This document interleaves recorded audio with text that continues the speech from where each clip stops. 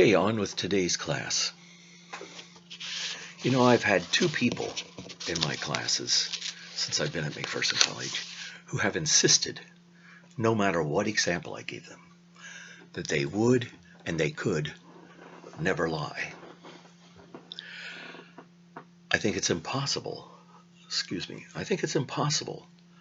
to live a life where one never lies. Can you think of a time when you feel it would be okay to lie?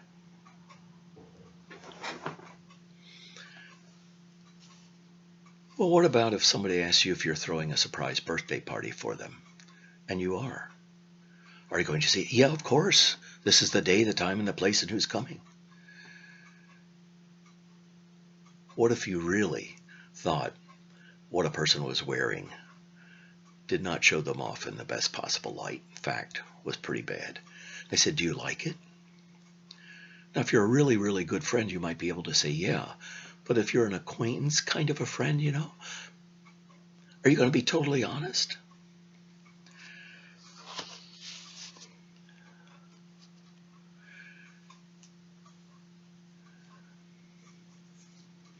I want to share with you a story about a time when I was dishonest, and you see what you think about whether or not this kind of dishonesty is okay. The year was 1968. I was a conscientious objector to the Vietnam War, and I had been drafted and was serving time as a conscientious objector in the business office of the Brethren Service Center in New Windsor, Maryland. That was my alternative service assignment. My hair was grown out almost to my shoulders.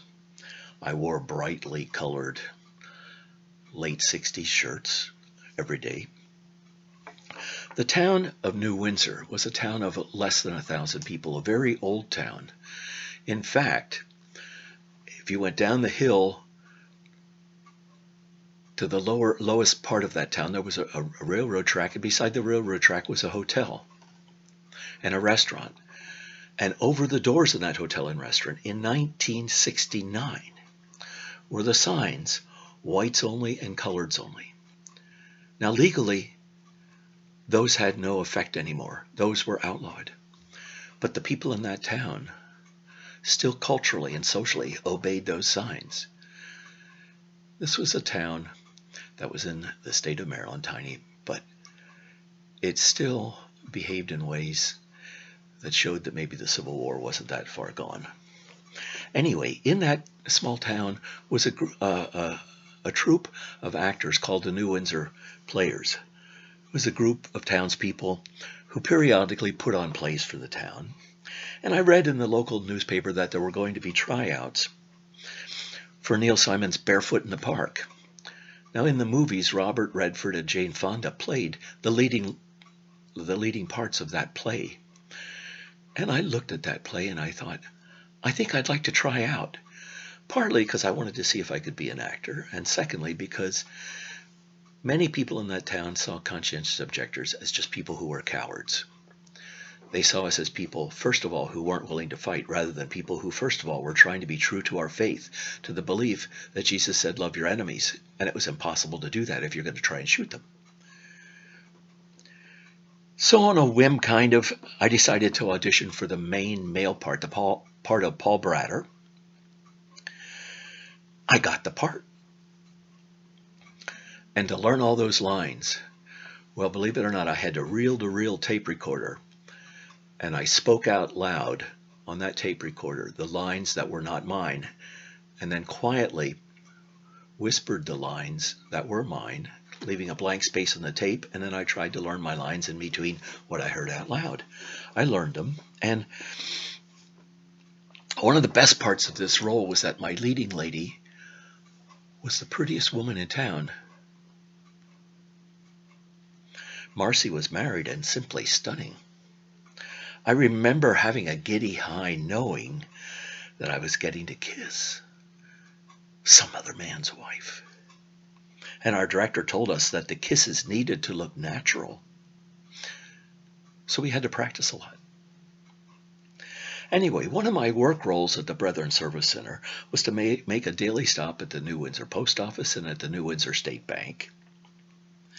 The ladies who worked at the bank often teased me about my long hair and colorful shirts, and I would tease them right back. But all of these bank tellers and clerks came to see the play, which was held at a local church on Main Street in the town.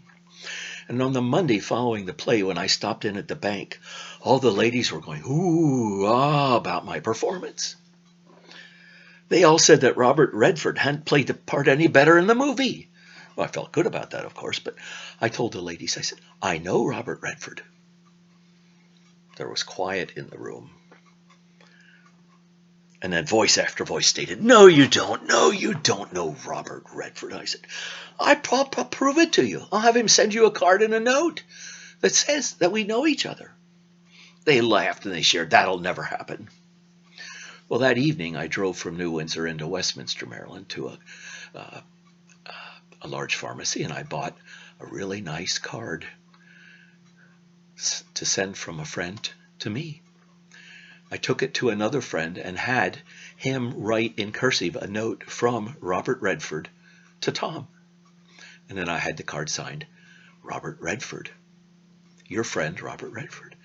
Then I put the card in its envelope, addressed that to the ladies at the New Windsor State Bank, put it in another envelope, and sent it to a friend in Los Angeles, asking if he would mail this from a mailbox in Hollywood, which he did. And a few days later, I come into the bank, and these ladies pull this card out of the envelope, wide-eyed. And I said to Nellie, the head teller, I said, I told you I knew Robert Redford, and look what that card says. To my long and outstanding good friend, Tom Hurst. I said, we know each other. Well, the ladies were a little skeptical, but I said, look at the card. I said, I told you I'd get a card signed by Robert Redford. And I did. What more do you want? So the rest of the time I was there in alternative service, we always had this little thing going on about how I knew Robert Redford and I had played his role and how he felt good about my playing the role he had played in the movie. And I became infamous in that little town for not only playing a role that Robert Redford had once played in a movie, but for being a friend of a well-known Oscar winner. And while suspicions may have remained, I continued to be steadfast with my lie. And the story stuck. Now tell me, is it ever okay to lie? Was that fun and games really wrong, even though it was all a lie? For me, it was fun, and I really enjoyed getting them to believe that Robert Redford and I were friends. We weren't. We aren't. Did it hurt anything? Was it fun? Was it wrong? Ethically, is it always wrong to lie? What do you think? This ends part 2 of today's class, and we'll go to part 3 in a few minutes.